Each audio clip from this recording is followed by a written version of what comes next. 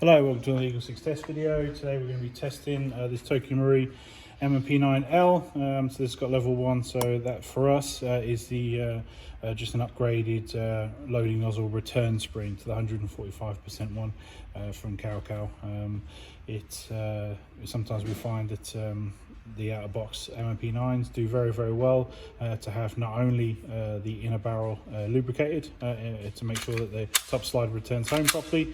We also find that the upgraded loading nozzle, because of very tight tolerances on the magazine, is sort of necessary to really get a consistent return time on that. So which is why we offer it as the very first upgrade on this particular package.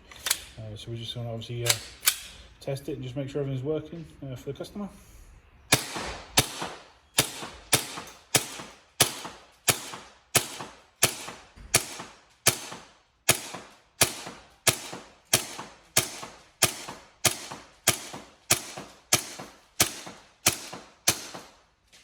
There you go. So what we want is obviously a consistent loading, and obviously the top slide there not hanging, and obviously making sure that the magazine can get to the end of the magazine properly and correctly. So excellent. I hope you enjoy.